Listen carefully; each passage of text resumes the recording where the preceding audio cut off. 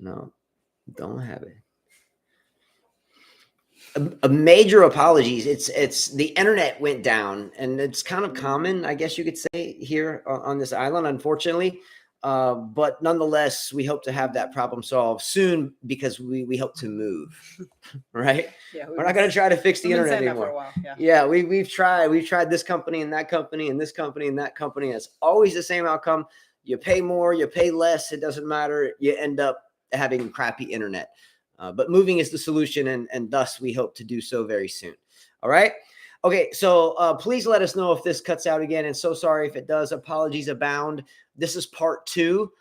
Part 1, if you're just seeing this whenever you watch it, part 1 is a video prior to this. Okay, so when part 1 cut out, and thanks for letting us know, by the way. But when part 1 cut out, we had my youngest son, or our youngest son, Carl and I's youngest son, Justin Jr., sitting here, and he played a tournament this past weekend with his. He has 4 older brothers and sisters, but he and his older sister played the tournament. He and then Gabriella, who's a 10-year-old, and they both won their division. So we wanted to do a quick little interview with the both of them. And when part 1 cut out, if you missed part 1, go check it out. This is part 2. Little Justin JPD2 was sitting here, and we were asking him about his thoughts about having won his 2nd tournament in a row and what he felt he needed to work on. So anyway, it cut out right then and there. So I'm going to put little man back in the seat right now because he's a little beast. And believe me, I think we're very, would you say that if you suck, we're going to tell you suck, regardless if it's our kid or not? Like you got to get out there and work a little bit hard because your game's ugly. You got to move your feet. Like, I don't care who you are, but we got to fix that, right? Mm-hmm. We're going to say that, right? Yes. Okay. So with that said, here comes Justino, Justin Jr. All right, buddy, get back in the seat. Yeah. Sit up straight, little man. Okay. Let's go. All right, Justin Jr. So let's get back to these questions. Justin, you just won your 2nd tournament in a row. Mind you, I give him prize money when he wins. Okay. So I told him the first tournament he won, I would give him some cash and add some extra cash. Don't do that, baby. And add some extra cash if he didn't drop a set. Okay. He did that. Okay. So he got paid. And then the next tournament, which was this last one, so the 2nd one in a row, I said, okay, what we'll do is we'll add the cash and add 20 to it. And if you don't drop a set again, add another 20 to it. He did that.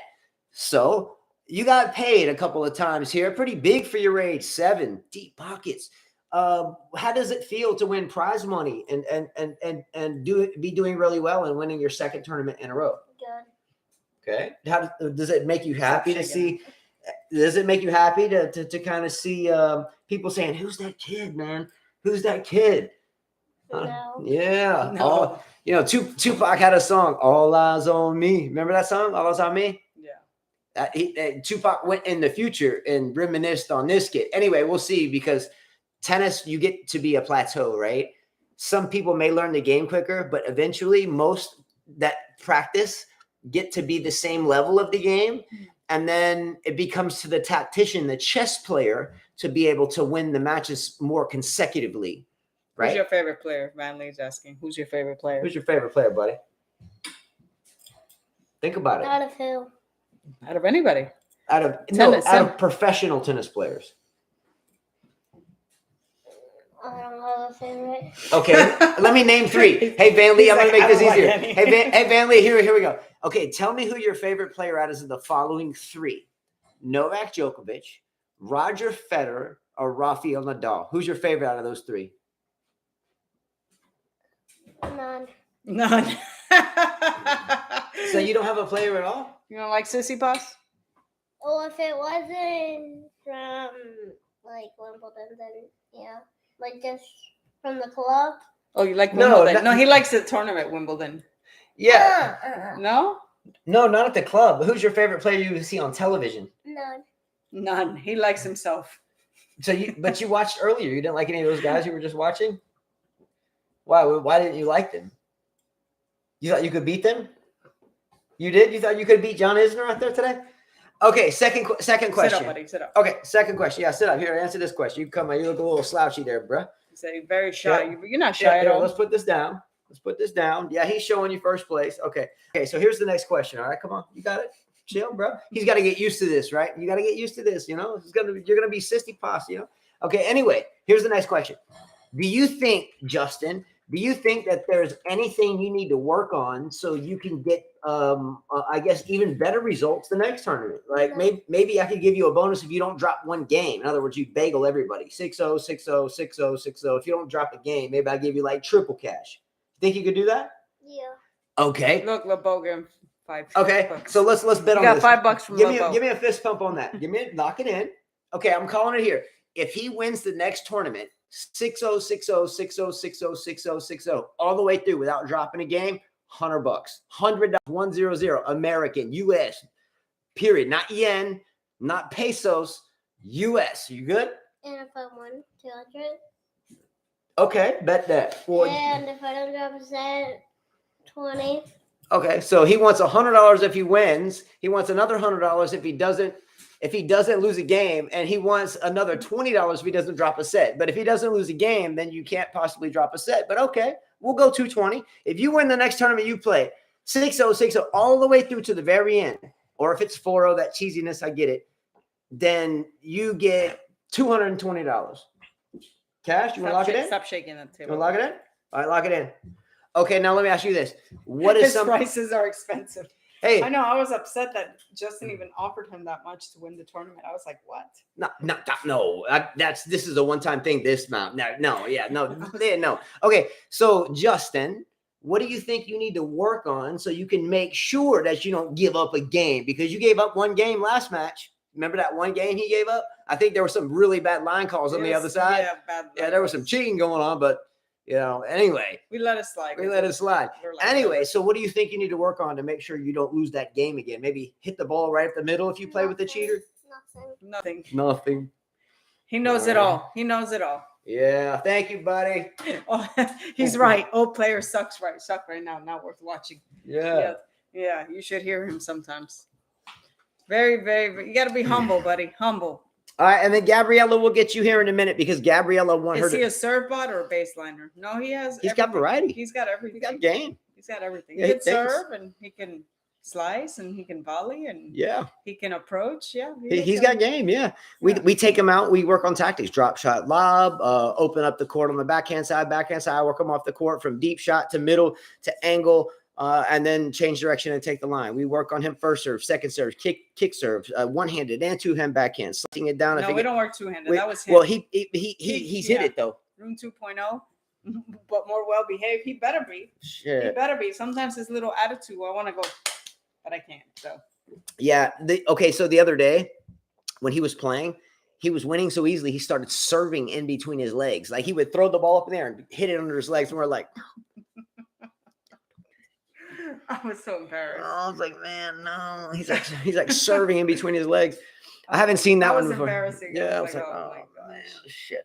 Oh, and then he was playing doubles with. I was cleaning the courts. I was like working, like raking, And so I was doing. Carla was teaching, and I was getting. No, I went to go clean the other courts. I was done. Oh yeah, so we were cleaning courts, and then he was playing doubles with some adult ladies.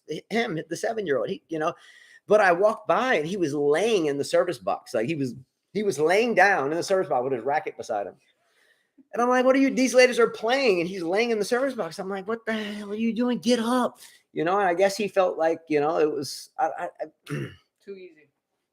Humility. We got to teach teach the man humility. Mm-hmm.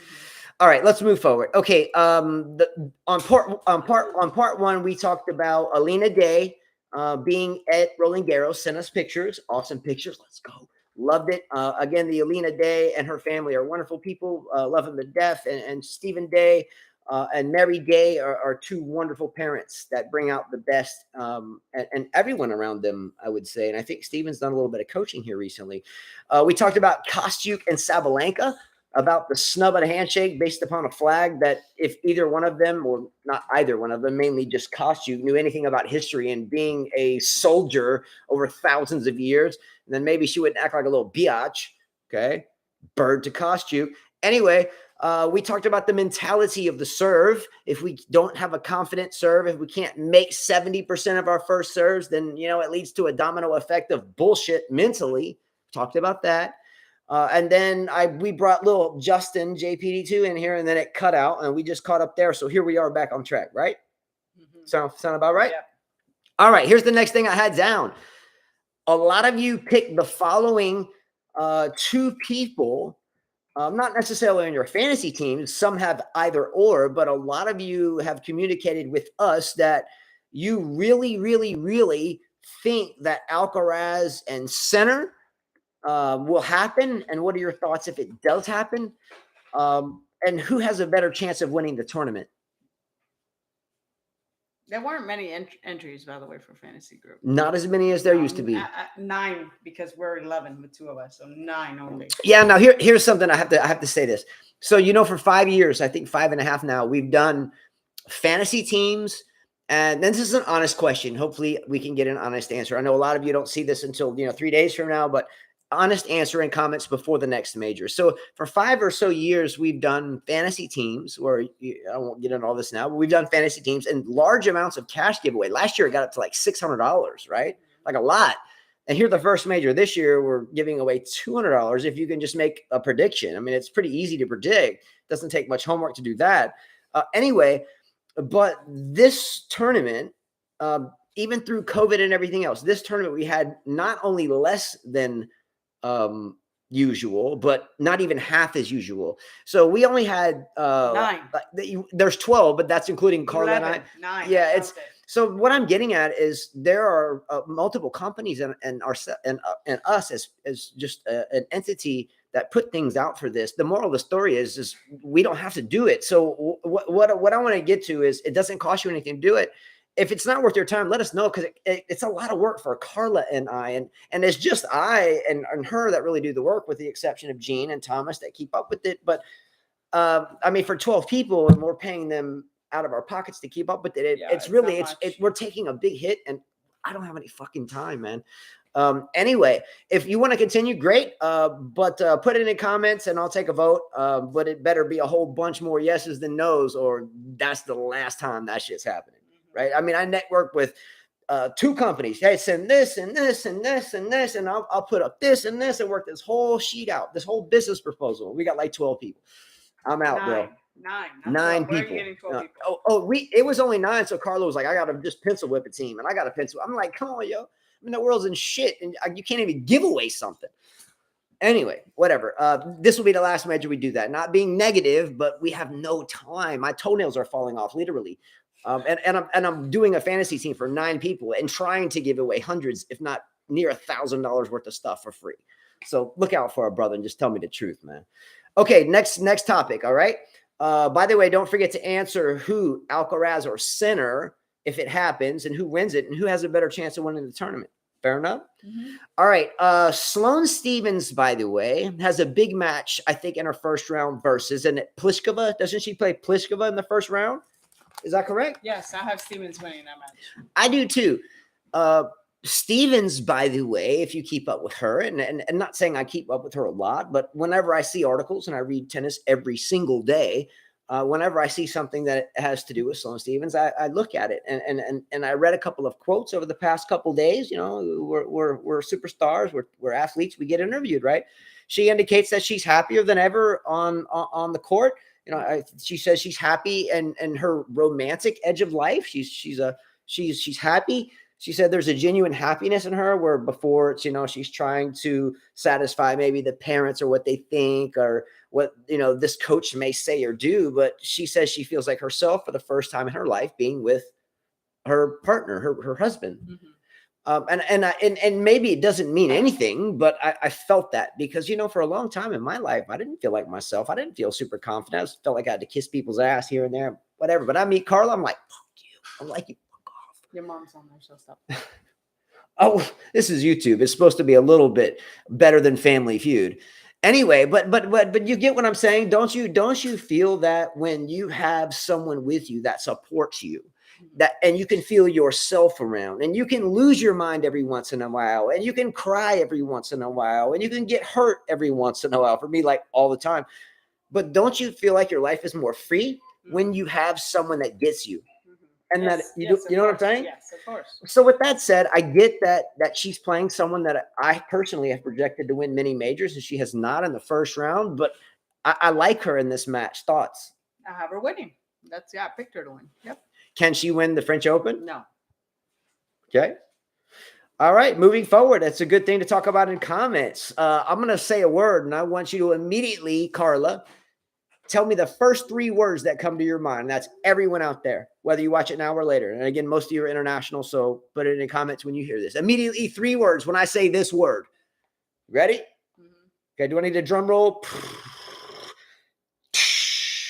Ready for this? Let me clear my throat. Raducanu who?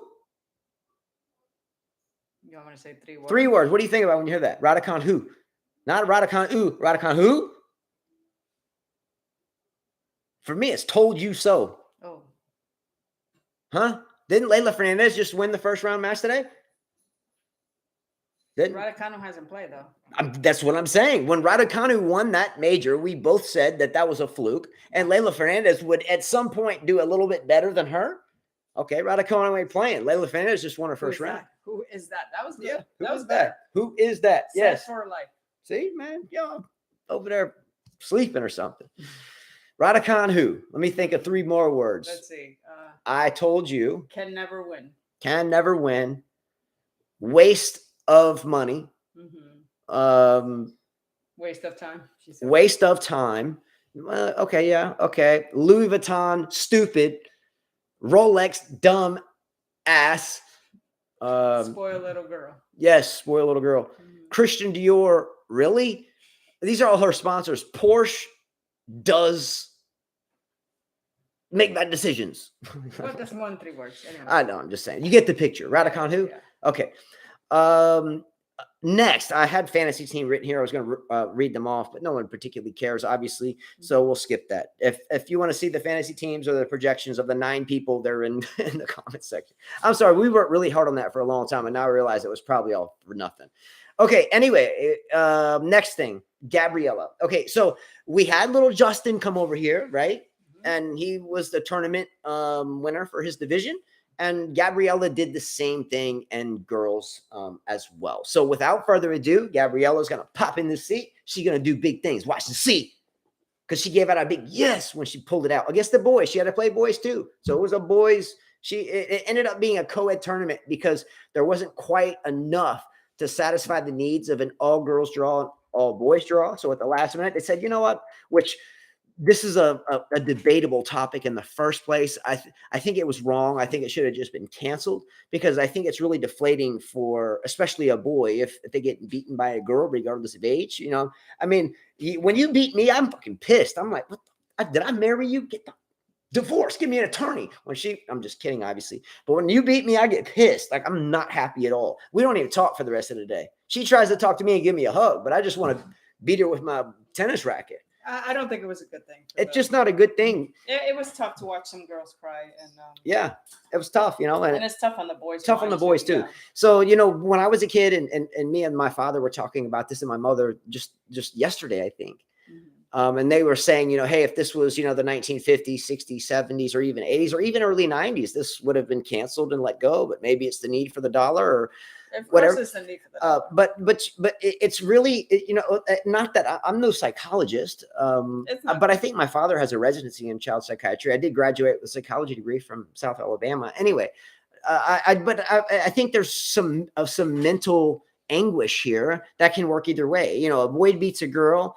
Okay, well, you know, it's just not. It's kind of like some of these people that are claiming that they think they're of the opposite sex and they go wrestle. I'm not. Yeah, I don't get in that. Yes, I'm sorry. I have no positives or negatives to say about any of that. I'm too naive as a human being to even go there. But we're different, and it's really hard for. There's a reason why girls play 2 out of 3, and men play 3. Yeah, and there's a reason why men don't have 5 or 7 days out of the month where they're irritable and they have all this fatigue. And I mean, there's a reason why these men with the sack of balls don't give birth 5 times. I mean, it's just different. And it's just some, there's a reason why some girls aren't 7'1" dunking on fools, 360 tomahawks, blam. There's a reason why there's a WNBA. Ultimately, in this circumstance, not pointing any fingers, I'm sure it's done. Surely that wasn't the first time it was done in tennis history. Obviously, it wouldn't have happened. So it's been done before. So not pointing any fingers, but for this instance, Gabriela played a good little boy in the finals of this tournament, and I'm guessing he was kind of expected to win based upon and played one of our boy students. Yeah, and played it. And it definitely deflated him, I could tell. Yeah, and then so yes, and she had to play. And now Gabriela is 10 years old, and she was raised on the court. I have pictures with Gabriela. You can even pull them up where I'm sitting on a court, and Gabriela is just learning to walk, and she's walking to me on a tennis court, coming to get a ball or a racket or something. She's been on the court every single day, and she is not allowed to say, I don't want to train. You get your ass out there. And that's period. There is no equivocation. And they know that everyone. So she had to play one of our really good students that we're really proud of. We love this kid, and he has all the talent and potential in the world. Does he not? But he just started, a year ago. Gabriela's been playing. She's 10 every day for a long time with other coaches, not just us. Right. I'm just saying. Kind of.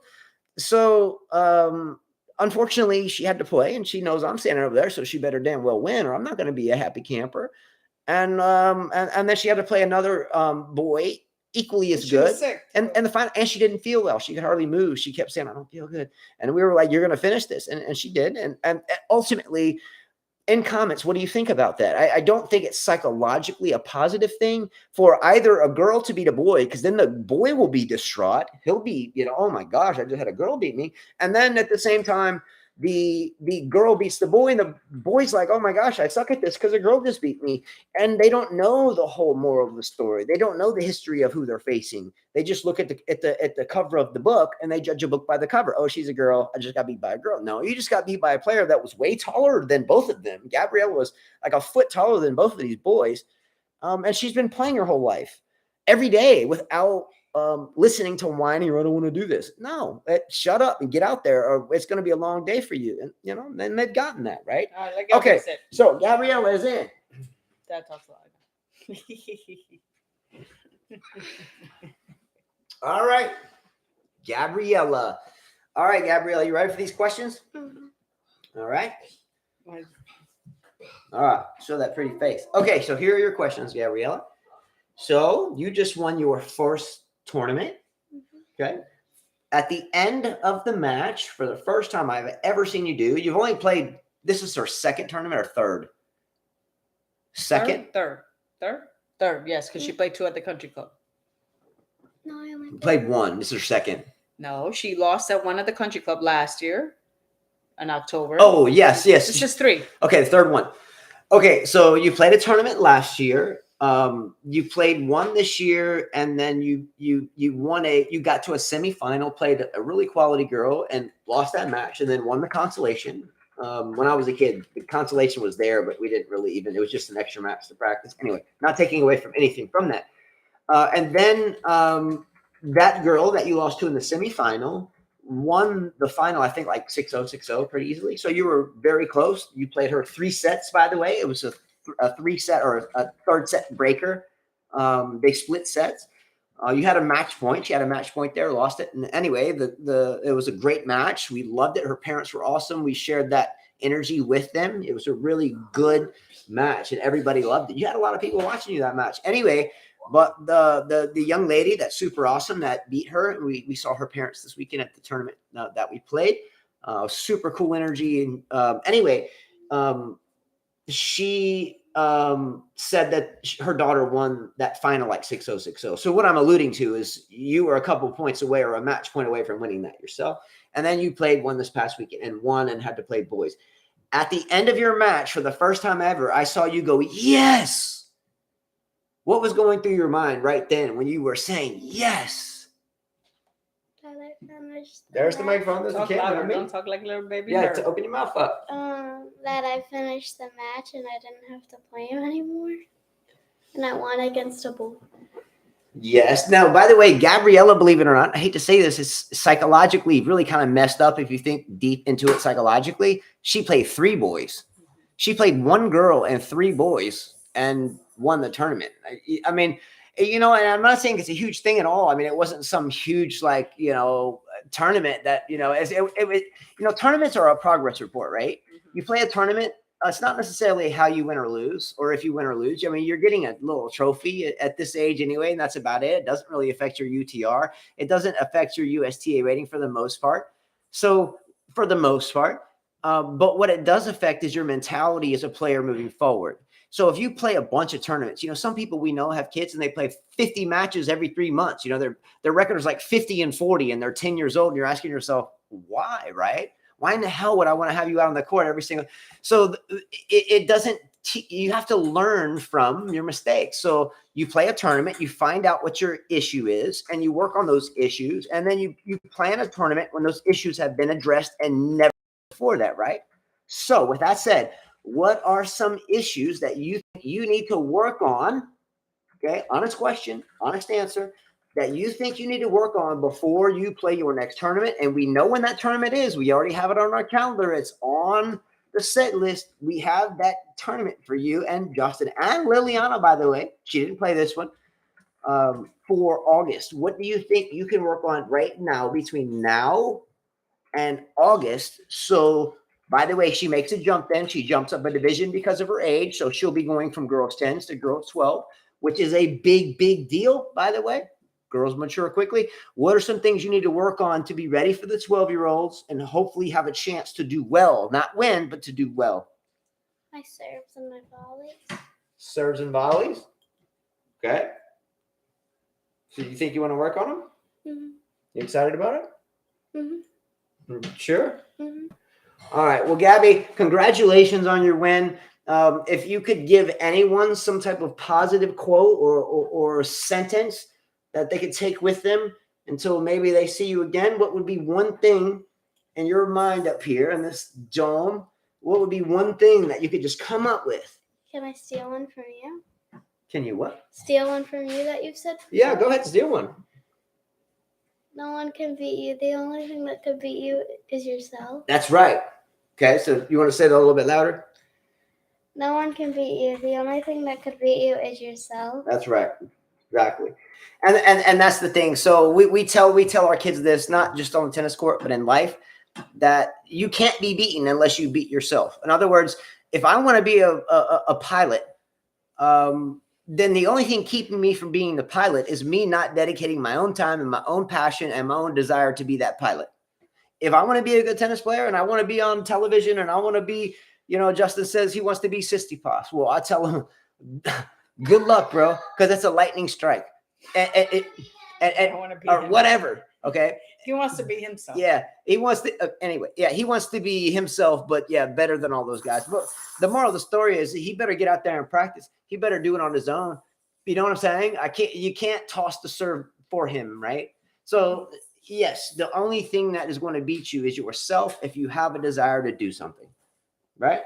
You want to be All right. Thank you, Gabby. Yeah. You want to be a college graduate? You got to study. All right. Thank you, Gabby. You did very good, well girl. said. You should have named her Serena. All right, next topic, okay? All right, here we go. Ready? Mm-hmm. Ostapenko! Surprisingly, I picked Ostapenko on my fantasy group. Everybody did. Yeah. Why?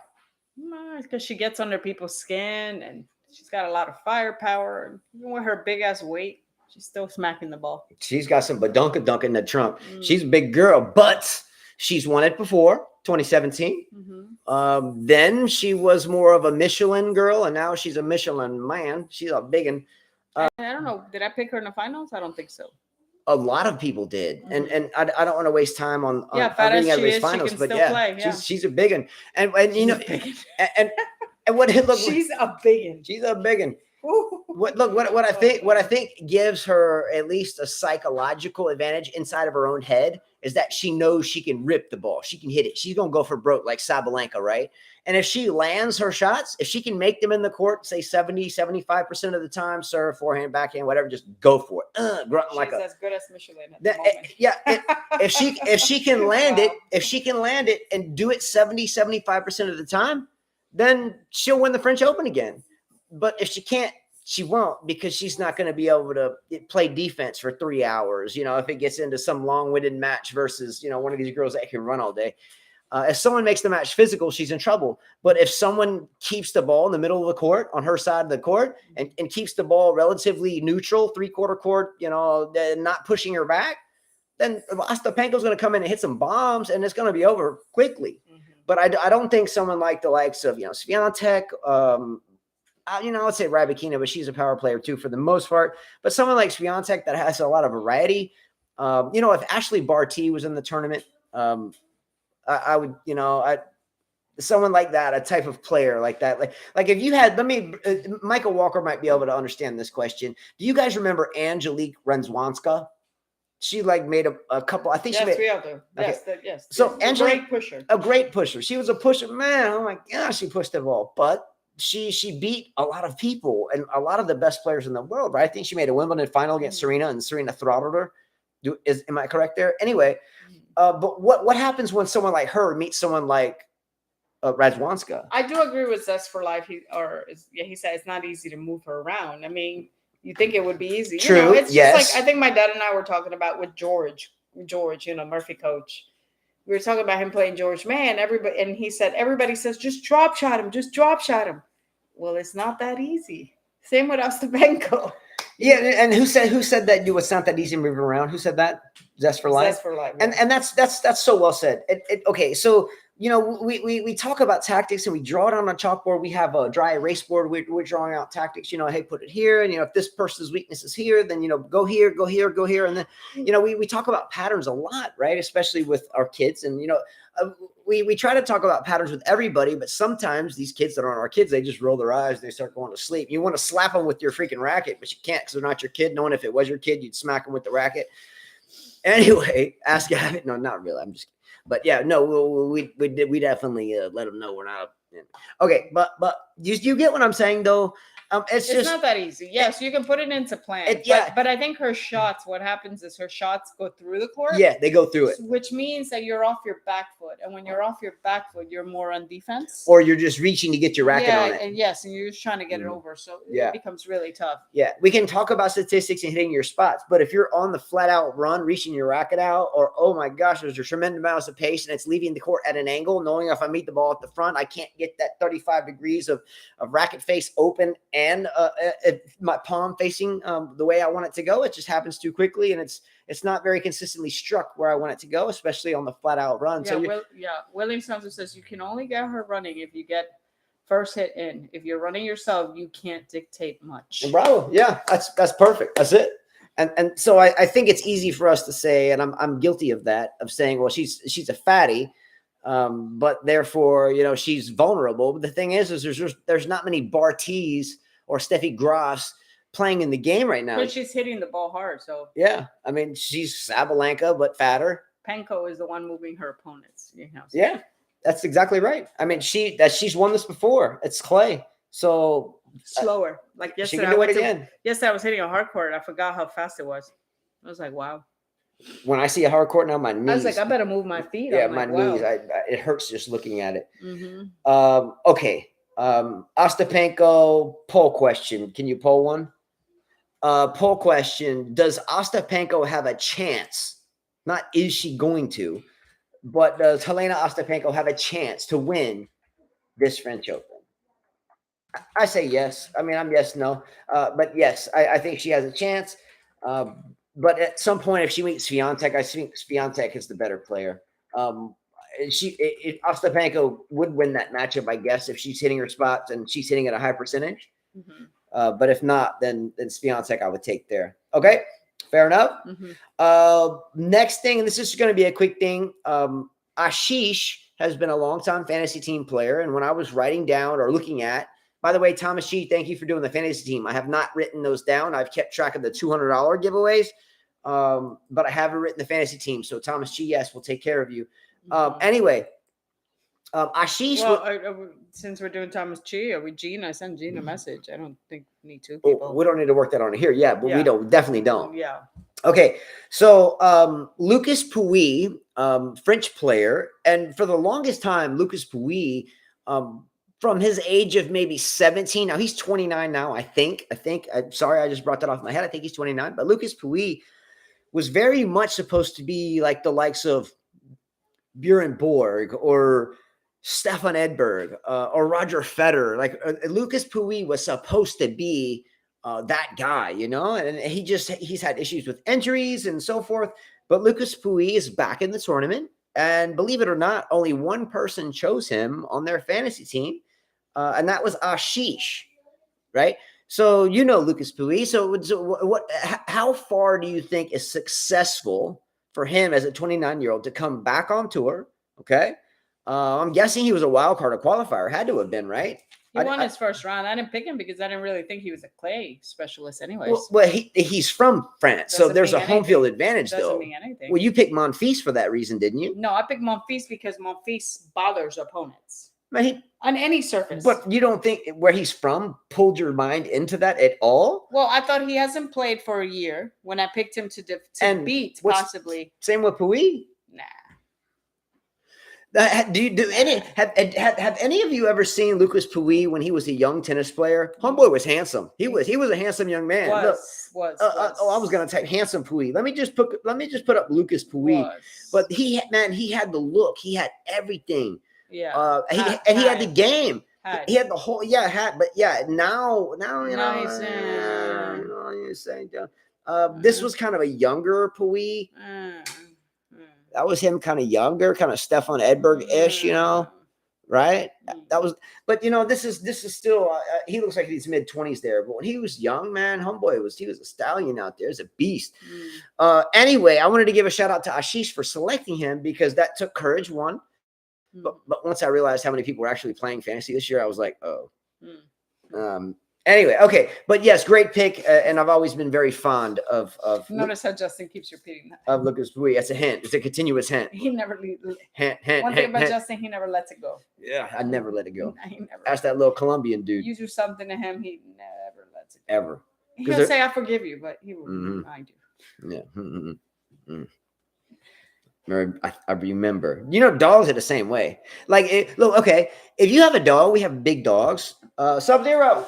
Oh my God! Stop. If we have dogs, and if you like hurt a dog, we've never hurt a dog. I'm just saying, if you're a burglar or something, the dog knows, right? If you jack a dog over one time and that dog sees you again, he's got you, right? So there's some things that So you're a dog. I can forget, but I damn sure sometimes can't forgive, especially when it's a direct threat to my family or the economics thereof.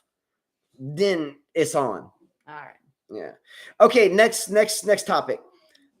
Victoria Azarenka takes on Bianca Andreescu or Andreescu.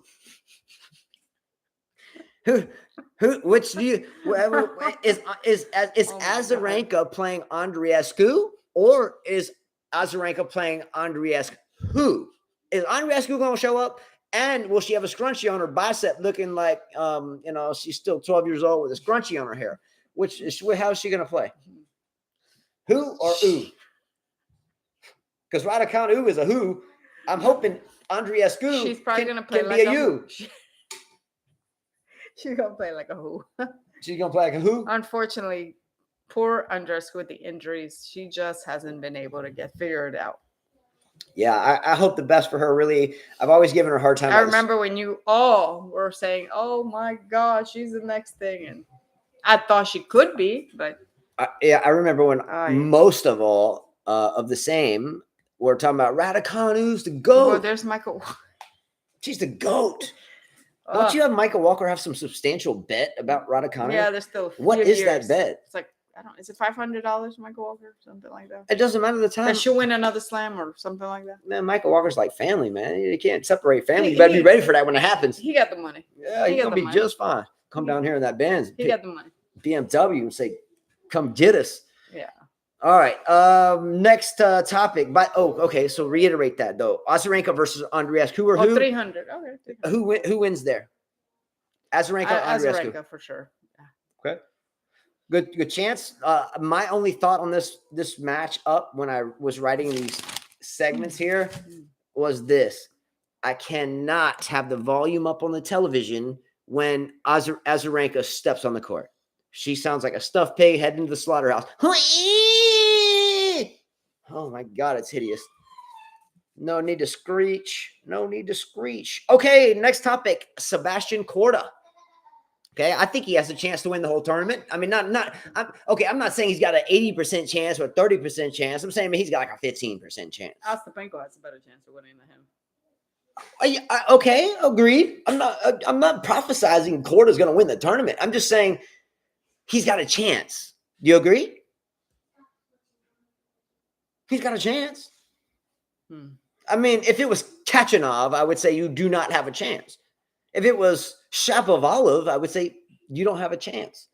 If it was Korda doesn't have a chance. But I think he has a percentage. Yeah. I wonder what the odds are in Vegas for Korda to win the tournament. If it was like plus like $1 million, put $100 on it for me. What's up, Mike Walker? Find that out. Can you find that out? Korda. What are the odds of Korda winning the French Open? And can someone put $50 on that for me? No, it's not. Mike Walker's got me. He's already got me. I got you. Waste of money. Make that happen, bro. That's not. Come on. He doesn't know how to bet. Let's stop.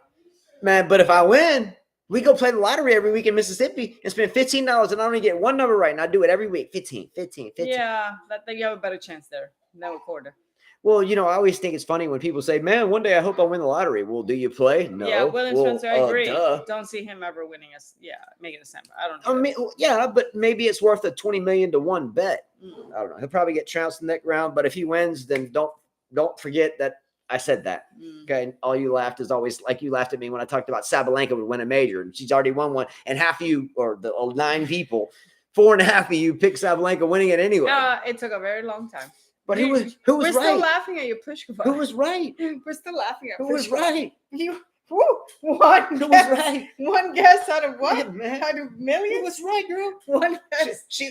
Well, you know what? Back in the day, Carla was, like she had a whole lot of swag. She still does, but Carly should tell me. She was like, Justin. I was like, what? She was like, Alexander Dogopolov is #1 in the world. He's gonna be the GOAT. I'm like, Alexander. I never said he's gonna be. Oh yes, you did, girl. I mean, you be like, Dogopolov, who? I'm like, I know who he is, but he's like, looks like he should be the GOAT. Yeah, I never said that. Come on. I think Dogopolov beat like Nadal one day, and you're like, oh my god, oh he's the GOAT. Dogopolov, who? Damn. The GOAT. Yeah. I don't know. You said Sabalenka, and it happened. Pliskova. Pliskova has been top 10 in the world for like 100 years. Anyways, yeah. Okay, Dogopolov showed up and left, and the screen door kicking him on the way out. Like came in, wow, get out. You said Dimitrov too, and what happened to him? I didn't say anything about Dimitrov. Yeah. I said Dimitrov looked like baby Federer. No, you said he's the next Federer. I remember when he first came out. The next Federer. That's just funny. Yeah. Okay, next topic. All right. Today there was a big matchup, by the way, on the women's side. That was a good match. Yeah, Mukhova. Yeah, Mukhova. One of those name things. It's not necessarily the name. It's just that our syllables and vernacular is a bit different on this side of the Atlantic. So it's Mukhova or Mukhova, whatever. Mukhova. Anyway, but it was a really good matchup. And before the match started, by the way, your dad was here, Nathan. Yeah. And we were sitting down and watching this match. And all of us at the same time, said that Mukhova's the better player and she's going to win. Yeah, because we all said that. Sakari is too muscular. Robotic, hits off the back foot, spends too much time on the gym and not on the tennis court, whatever. Anyway, we said it before it started. We didn't realize it was coming on, honestly. We just turned it like, oh, okay, we had this mixed channel. We saw the match. And we were like, oh, Mukhova's playing Sakari or Sakari, another name thing. And boom, it pops on. And we're all saying, Mukhova's going to kick this girl's ass. And what happened? Anyway, did anyone watch it? A, and B, did the better player win? And C, did you enjoy watching it? Yeah, I actually have fun watching it. One of the best matches of the day. Yeah, definitely. Yeah, and we watched a lot of tennis. Yeah, we watched Shelton and what's his name? Rublev. No, Shelton against Sonego. Yeah. We watched Khachanov pull it out at 5th. We watched Tsitsipas. Collins, a bit of Pegula. Georgie and Cornet. Looks like Cornet's not going to have the same year. Georgie came through. Mm-hmm. Mhm. Yep. She's not going to go much farther, but she got through. Yeah. Okay. Anyway, the better player won in the Muhova match. Next, Tsitsipas. Let's talk about Tsitsipas for just a moment. The outfits, Adidas outfits. It's interesting that they were trying to match the clay. Kind of makes them look kind of. The biggest mistake Adidas ever made as a company was not landing Michael Jordan when Michael Jordan wanted to go to Adidas in the first place. They didn't land him, and the rest is history. And Adidas is, and then Adidas did this thing recently with Kanye West. The Yeezy line was, we're sneakerheads, so the Yeezy line has been one of the most top selling sneaker lines, and reselling triple their value. Like you could buy, like Carla the other day, by the way, Carla was on this app, and she got a pair of Travis Scott Jordan 1s, and she paid, like, what'd you pay for them? $110 or something, like 110 plus shipping, like 121 or something was the bill. And they're like $700 shoes. So yeah, we're not going to wear them. But what I'm saying is, there is definitely a way to hustle in the sneaker business, right? Michael August said quarters 1,500 plus or 15,000 plus. Plus 15,000. So that means so quarters. Stop, guys. So if you bet $50, then you have that. So 7,500. Is that correct? If you bet $50 and win, and you win 7,500, is that correct? Let me know if I want to make sure my math's not off, because I try to add up this plus and minus stuff and I get it wrong, like way wrong sometimes. But I'm curious, if you bet $50 legally, is that plus 7,500 or is it plus 750? Either way, not quite sure how that works totally. Okay, so Tsitsipas, Adidas sponsored. Yes, I agree with the outfits. And Adidas, again, with the whole Yeezy knocking him because he was speaking freely, not necessarily that I agree or disagree with what he's talking about, nor are we going to talk about that here. But, he was speaking freely and said something that offended, a group of people, which you should never do. And there went the, $1 billion investment, right? Anyway, you got to be careful of what you say, and you have to remember something that I used to be told all the time as a kid by my mom and dad: never pass up an opportunity to keep your mouth shut. That was a big loss there. $50 is 7,500, 7,555. Put me 50, bro. No, 50. Yes. William says if you bet $50 on quarter, you lose $50. Well, I mean, it's worth a shot. Could you imagine, man? No. Okay. Anyway, Tsitsipas this year is 28-8. I looked this up before we started. Tsitsipas is 28-8. Tsitsipas has a one-handed backhand, as we all know. First question: do you think that Tsitsipas hitting that one-handed backhand and not being able to get up there with two hands, like little Justin did the other day on his own? We hadn't even worked on that yet, and he did it.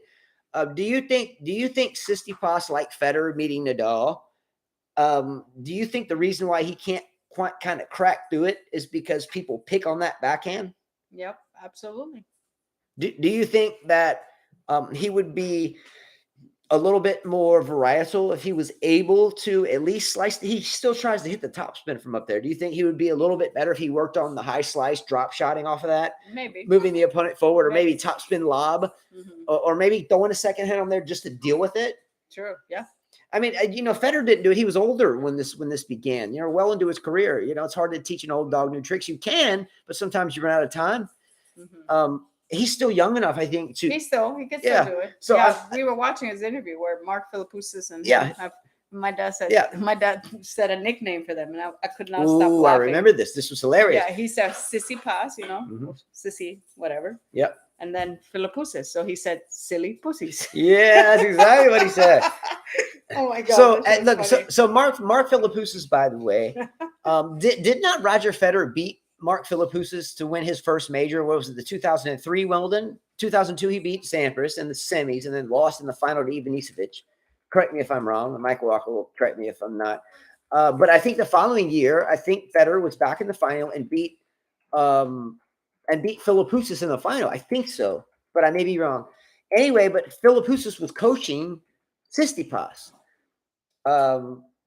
And Tsitsipas and Philippoussis parted ways. Now, during his press conference, during Tsitsipas' press conference, Tsitsipas alluded to the fact that he was on good terms with everything. Everything was good. I've learned in my experience, over the years, and I've been in, I think the both of us have been in quite a few situations where we have to speak after certain events to a larger audience. And I've always realized, looking back at myself, if I ever come out and say immediately that everything is good, it wasn't. Like, if everything is good, you don't even bring it up anyway. Yeah. Like, if I'm like, hey, We best friends still. yeah, like if someone comes up to me and let's say Carla and I were mad at one another, and someone comes up to me and I'm by myself, they're like, hey, how's your wife? I don't fucking know, man. Anyway, but if everything's all good, you're like, it's good. But you see what I'm saying? You don't tend to bring up things first if they're not apparent in the first place. Mm-hmm. You see what I'm saying? Yeah. And so he's in the press conference and he's immediately like, yeah, everything's good, everything's great. So to me, it sounded like it probably wasn't. It probably wasn't, yeah. Anyway, but do you think that maybe Tsitsipas could finally get less involvement with his dad? That, remember, Tsitsipas beat his dad's ass with a tennis racket one day on national television, playing the Australian Open or something. No, it was the Labor Cup. Whipped his ass with a racket, bled all over the court, told him to get lost. I mean, that was the main reason why I started disliking Tsitsipas in the first place. Just absolutely awful court conduct. Same thing with Serena, with Kleister. I'm going to shove this. I hated that scene. I love Serena, but there's certain levels of sportsmanship. Now bandying, kicking the racket. You hit these great players now, bandying and Serena and Tsitsipas. They got all the gifts. They got all the game. But then they have a fucking meltdown. It just looks like a dipshit. Mm-hmm. Anyway, Tsitsipas moving forward. We've talked about him forever. So much. Can he win a major? So much potential. ATP Cup, yes. Can he win a major? He's going to have to make some changes. For sure. You got to do something. Yep.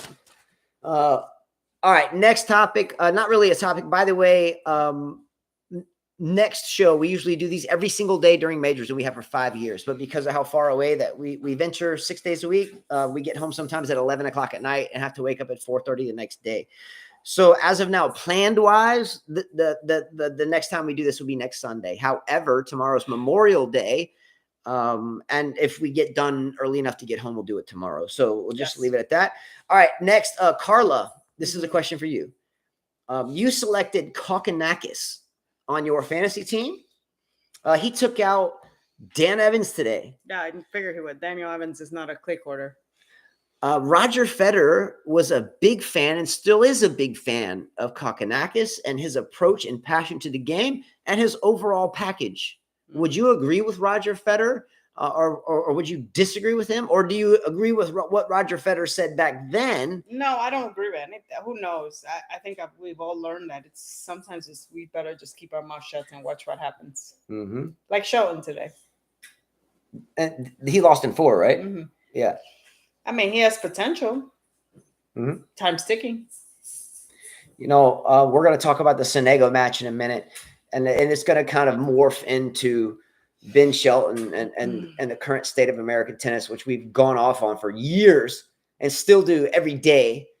And a matter of fact, let me finish this Kokkinakis with this question. Let me jump right into that. Why did you choose Kokkinakis? What made him jump out to you? I know he was worth 3 points a match. One, I thought, he has Daniel Evans, who really is not a clay quarter. 2, he's lost a lot of first rounds, and he's not facing his buddy, nor is his buddy there. Kyrgios. So he's got a chance. He's got to be hungry for something. Okay, fair enough. I wish him well, and Kokkinakis is a fine player. And we'll see what his future brings. He's been hampered by a few things, injuries, off the court things. So we'll see what happens. Okay. Who Evans beat Djokovic on clay? I don't know. I wouldn't have picked either one, Evans or Kokkinakis. So I wish you well on your 3-point endeavor. I won 3. We'll see what happens. He has the potential to hang with the best in the world. Correct. Has the potential, but can he do it is the question. Okay, so for a moment there, I brought up Sonego or Sonego, whatever. By the way, speaking of last names, over the past 5 years, we've gotten into this last name warfare of figuring out which way is right or wrong, and especially based upon the dialect of languages on different sides of the globe. So let me name a few names that have morphed over the years, and I say this with some credibility because we were given our original pronunciation of these names by the major networks in the first place. So whether it's ESPN or Tennis Channel or BBC or whatever it is, we heard these names one way and then all of a sudden they're the next way. So let me tell you a few of these dilemmas that we found ourselves in over the years, recent years. Muchova. You You say it wrong on this channel, people are going to yell at you. Like, what the hell? You Move over. There move. you go. Yeah, okay. Next one. Sakari. Sakari. Sakari. Sakari. To me, Sakari sounds like a sack of balls. Sounds like shit. You want to play Sakari? Yeah, here's a sack. Damn. Sakari sounds a little bit better. Sack. Sack it. And then when she's all big and burly with these muscles, you're like, yeah, you look like you got a sack. Come on. Sakari, a little bit more beautiful, right? A little bit more Cinderella-ish. Sack. Like, man, you should be a dude. Okay. Okay, here's the next one. Rybakina. Rybakina. Rybakina sounds like Chewbacca. Like, man, she's a girl. Rybakina sounds a little bit nicer. Anyway, don't hate on me. I'm from the West. Whatever. Okay, next one. Holger Rune. Holger Rune. Rune. The hell is that? It's like you're going to Uranus or something. Freaking Neptune. Rune. I'd rather hear Holger Rune. Or Holger Rune, but Holger Rune, like, it's the wrong vowel there. Figure that out. Because it's an E, R-U-N-E. Doesn't say Rune. It should be an R-N-U or R-U-N-A. Come on. Next one. Laszlo Giri. Sounds pleasant. Pleasant guy. Laszlo. What's up, Laszlo? Nice to meet you, Mr. Giri. How are you? Okay, now it's Laszlo Gera. Dang. What's up with that? I don't sound like a happy dude. I went from sounding like a hobbit, Giri, like a little hobbit walking through the Shire, to now I sound like Jira, like some freaking baboon. Okay, the next one, you ready? The last one that I have is Karen Kachanov. You know, you got a K in there, you got an H, so CH spells, Chris. I have a son named Chris, by the way. A-C-H-A-N-O-V, Kachanov. Now, fuck the K. It's Kachanov. Hatch on these nuts. It's Kachanov. Stop. All right, next one. Here we go. Moving forward. Ostapenko, Helena Ostapenko, the Michelin Pillsbury dough girl in her own right, has a chance to play Aryna Sabalenka, the one gear, grunting, hard-hitting person in her own right. Mm-hmm. If these two face off, the lumpy versus the big boomer, who do you have there and why? Is it a coin toss? I'll take not Halep. I was reading Halep there. I'll take Sabalenka for sure. I don't know. Okay, so it's a coin toss for me. It's like a tennis plateau. It's like they're both big hitters. They're both. I wouldn't say Sabalenka. I would think one's fitter, so that's why I picked her. Okay, I mean Sabalenka is not as lumpy, but I don't see any muscle definition. Like Sabalenka is not heavy, but I don't see her like shredded. Not like Sakari shredded, but something like Swiatek shredded or Barty shredded, tennis player shredded, right? Mm-hmm. I don't see either one that way. I see Sabalenka looking like Adam Sandler, right? Right. I think Adam Sandler's body is to like Sabalenka's body. And then I think Ostapenko's body is like the Michelin Tire Man or the Pillsbury Doughboy. So I don't think either one Someone put a picture of her on Facebook. It was like a group thing and they put Misery. The lady from Misery. That's what she that broke like. the guy's feet. That's what she looked like. That was a rough scene, by the way. Have you seen that where the guy in the movie Misery gets his feet broken because he won't finish the ending of a book the correct way? Pretty gnarly situation. Okay. Next topic, John Isner. John Isner is still serving away. He is still the same serve bot. I got a lot of respect for John Isner. By the way, John Isner has 4 kids. Did you know this? He's a Georgia boy, went to the University of Georgia, right? 4 kids, and he's still serving away, but came up a little short today. Did anybody see this? Yes, we did. I was going to show a picture of her. Is it time for John Isner to retire? See, Ostapenko. There she is. Oh, dang. That's what he's about to break his feet. That's the sledgehammer. She's got the sledgehammer. Yep. Ooh, that's one of the most sickening visions. Like, they didn't show it, but just the thought process when you're about to watch it. You have to like... hide your eyes. Anyway, John Isner, is it time for him to retire? It's been time, but he's making money. He's got 4 kids. Okay. Does John Isner still hold the world record for the fastest recorded serve in the men's tennis I game? don't think he does. I think he does. Or is it Ivo I Karlovic? thought it was Ivo Karlovic, but I could be wrong. I think it's Isner. That landed it in. I think Ivo Karlovic might have hit the hardest one that he didn't make. It landed out. But I think Isner might have the fastest recorded serve ever in history. Second of all, do you know who has the fastest recorded forehand ever in history? Do you know who that is? No, go. James Blake. Cool. James Blake had the fastest recorded forehand ever recorded. Let's go. What he went? James Blake went to what? Berkeley, Harvard, or something? What did James Blake go to college? UCLA? No, Harvard. Was it Harvard? No. Northern California. Stanford. He go to Stanford? I don't know. Like McEnroe. Did McEnroe go to Stanford? I don't know. Anyway. All right. Isner can do well at Wimbledon. I agree. That's probably one time he could do well. If he can serve bot all the way through to 7-6, 7-6, 7-6, 7-6, 7-6, 7-6 with the repeating, like, you know, in class when you got the division and you got to put the repeating on it because it won't add out. Mm-hmm. Yeah, that's John Isner when he plays. By the way, speaking of serve bots, Riley Opelka, he's commentating. Is he hurt? Mm-hmm. Mm-hmm. Okay. Anyway, maybe him and Venus are hooking up. I don't know.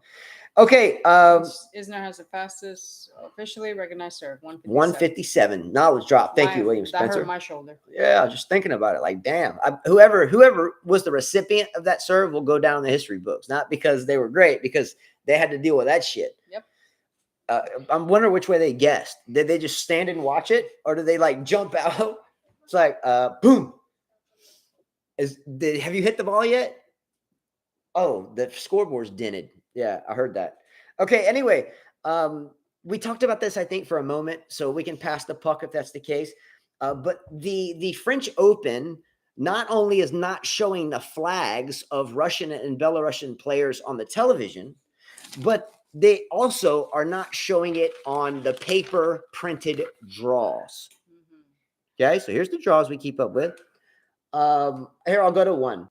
Okay, you can't see it, it's blurry, but there's no country. It's just dashes.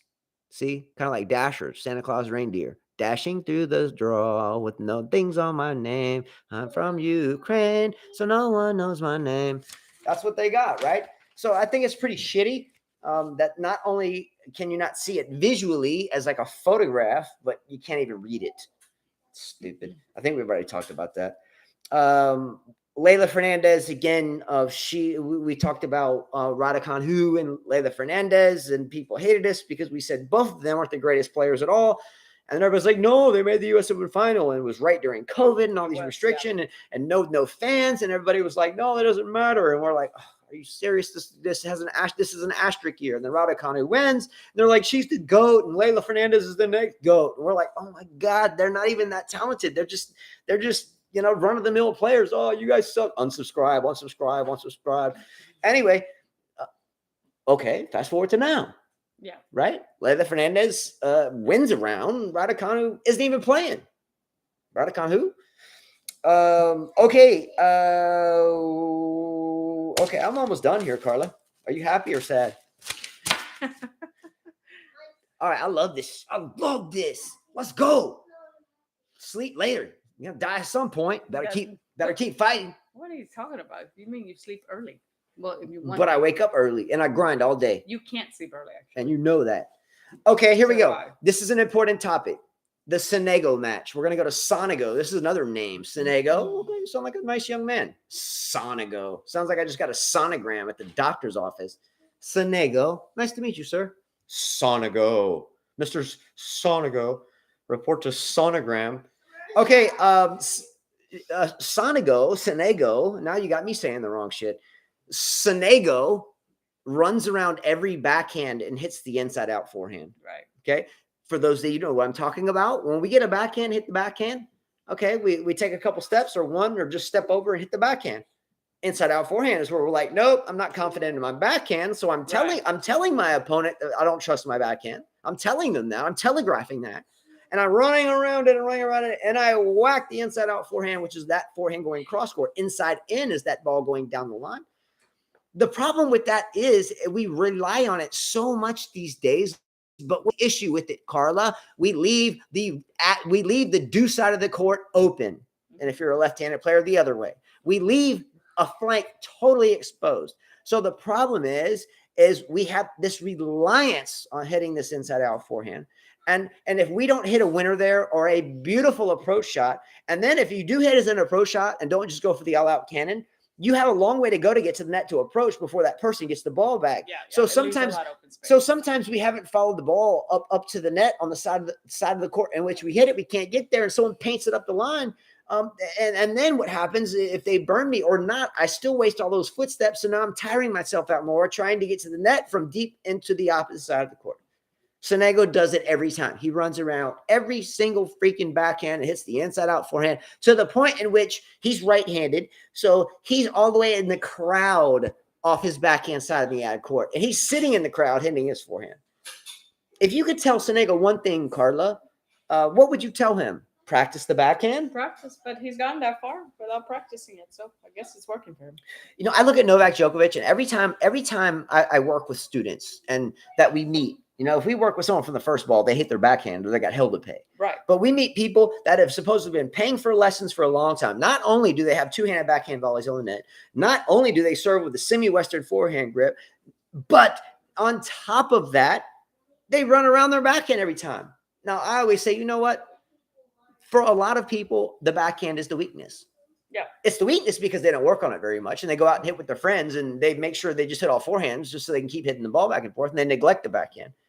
But you look at someone like Djokovic, he obviously works on the backhand. So if you get the most common pattern and the game is go backhand to backhand. Now, if the dexterity is different, or righty versus a lefty, then it gets a little more tricky, or a lefty versus a lefty, it gets a little. Anyway, there's exceptions to the rule, but the most common pattern is, hey, hit the ball at first to the person's backhand. If they've showed you, especially during warm-up, they don't have the shot, hit it there. You know, some players are really well trained that during the warm-up, they're not going to give up their game. They're just going to tap balls no matter what. You know, the warm-up historically is to look at your opponent's game and to find their weakness. So well-trained players understand this, and sometimes during warm-up, if they've never met the player before in battle on the court, they just tap the ball to them. So during warm-up, they don't see their weakness. So when the match starts, they have to find it. Mm-hmm. Right. And you guys mentioned Ostapenko earlier, that Ostapenko, it's really hard to hit those precise spots because she's gunning you all over the place. Right. Correct. So the problem with Sonego, for him to get to that level of saying the second week of majors, okay, I'm going to get you. Well, he beat Djokovic. Man, Djokovic just got to the week's number one, like whatever. And then he didn't have to do anything. So he gave up the match. And dude was tired. Sonego who? Sonego what? Anyway, but you can't be a great player if you're habitually running around your backhand. You're out of position. You're not able to dictate, especially if your opponent on the other side is aware of this. So Sonego, you know, good luck. But look, if you're ever going to have me pick you on my fantasy team, you better start hitting your damn backhand. Anyway, next one, Rublev, and we're about to close this out. Andre Rublev, good player. Yeah, he had a pretty good match against Jury. Tough match. Good player. Finished in 4 sets. Do you think that and look, I'm a linguini dude. I'm not a big dude. I'm 6'1", like pushing 145 on some days. A little bit more on some and a little bit less on others. So I'm not being hypocritical. I'm just telling you the truth because I've been around this game my whole life, especially in the men's game. Rublev is so thin, like me, and I'm picking at myself. So just saying, being honest, Rublev lacks the ability to weaponize anything to the extent where it blows someone off the court. True. I feel like he needs a little more weight on him.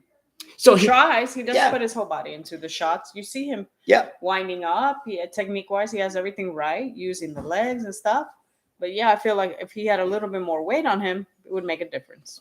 Yeah, and I'm not saying, I mean, you know, health is everything. You know, being lean is conducive to longevity. Eating food, maybe gaining more muscle, maybe. You know, maybe he's a great tactician. He's a great player. I don't have anything negative to say, but when he matches up against anyone with a little bit more oomph into his game that's equally tactical, then he's at a disadvantage. And then when you meet, you know, some of these goats, then not only is he tactically outdone, but he's physically outdone. And it's really it's the second week though. Yeah. Again, it's gonna be really tough for him to deal with heavyweights on the clay that can put the ball through the court when he really has a hard time doing so. Right. Okay, we're going to play a quick game. I only have 2 more things and it's a wrap. Okay, last 2 things. Here's a quick game. This is called Choose One. All right, I made this up on the fly. All right, here we go. Choose one. You ready?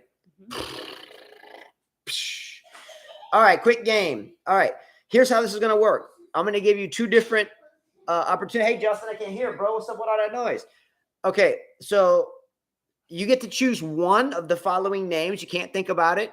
You just have to immediately type it, whether you watch it now or later. Okay, choose one, and I'm going to do this twice. Okay, number 1, choose one of these following names and say it immediately.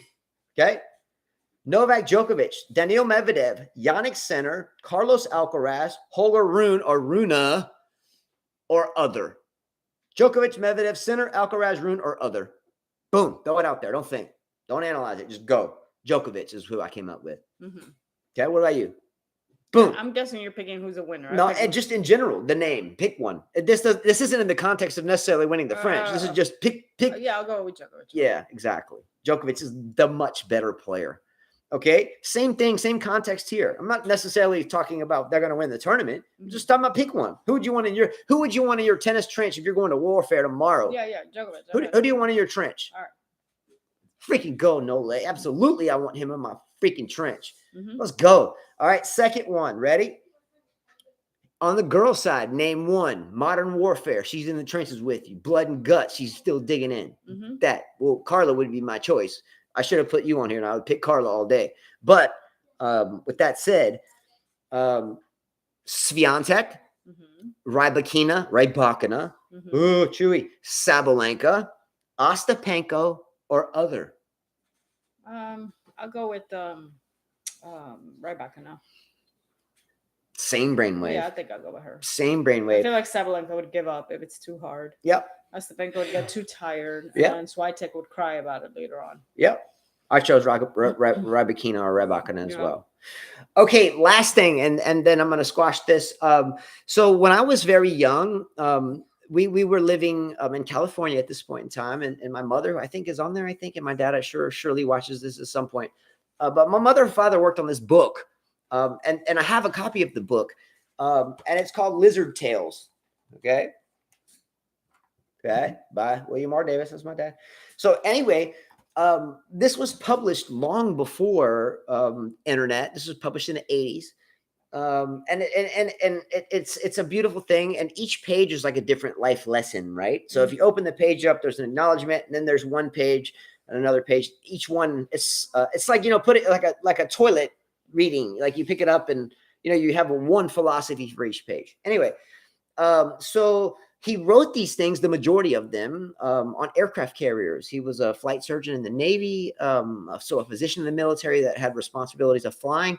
And, these guys, they stay up all night and they sleep all day, because most military operations at that level, especially during Vietnam and other conflicts, are mostly done at night, right? It's a little bit safer at night in terms of detection. Anyway, so each one of these things is a one-page lesson, and it's always in the context of one lizard talking to another lizard.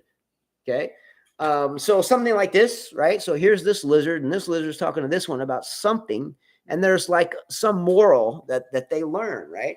So I figured, we don't do these shows much anymore because we're so busy. So I figured I would just read one, and then just randomly, why not, right? Okay, so I'm going to read one of them, and there's a moral to this, and then we'll squash it.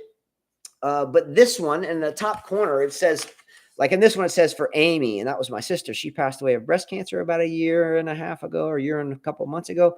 But he wrote this one for my sister, and this was 81. So my sister was born in 74. So she was 7 and I was 3. And this was written on 30 December, written as military would. 30 December, not December 30th of 1981. All right, so the top of the page says lilac. Isn't lilac like a type of flower? It is. Like a lilac? Yes. So it says lilac lizard. So I'll just show you this. So here's the picture. It says lilac lizard for Amy, and there's the date. And I'm going to read you this dialogue that's said between this lizard and that lizard. Okay, so these guys are having a talk, and here's the moral of the story. Fair enough? Okay, here we go. Lilac lizards are very good little lizards. Let me tell you about one. A little lilac lizard went to the office of a weights and measures lizard. The little lilac lizard said to the weights and measure lizard, quote, I would like to know how many pounds of cure an ounce of prevention is worth. The weights and measure lizard said to the little lilac lizard, quote, my scales only go up to 1 million. Okay? So, in other words, an ounce of prevention is a whole lot of value, right? Mhm. You know, what's the moral of the story? Well, if I don't smoke cigarettes, the chances are I'm not going to die of a painful lung cancer. Mhm. So the prevention would be to not smoke those nasty cigarettes that make me want to puke and get a migraine every time I smell them, and not have to go through such. If you're a dad and you're not there for your kids, and they're out there on the streets, you know, then there's going to be issues, right? There's a lot of different ways. You know, you eat, you know, fast food all day, then, you know, you're going to be out of shape and you're going to have a beer belly, you know, whatever it is. But I think that's a very good one. And I'm going to read a page every time we do this. So next time we'll be on page 2. And the next one, spoiler alert, it's going to be called Exit Lizards. And this one was written for me in 1982. So I was 4 years old. Okay, so we'll read that one next time. All right, story time is done. Okay, acabado, finished. Adios, muchachos. See you guys. Peace. Maybe tomorrow. Bye-bye. Yeah, maybe. Yes, maybe. Maybe tomorrow. Bye-bye.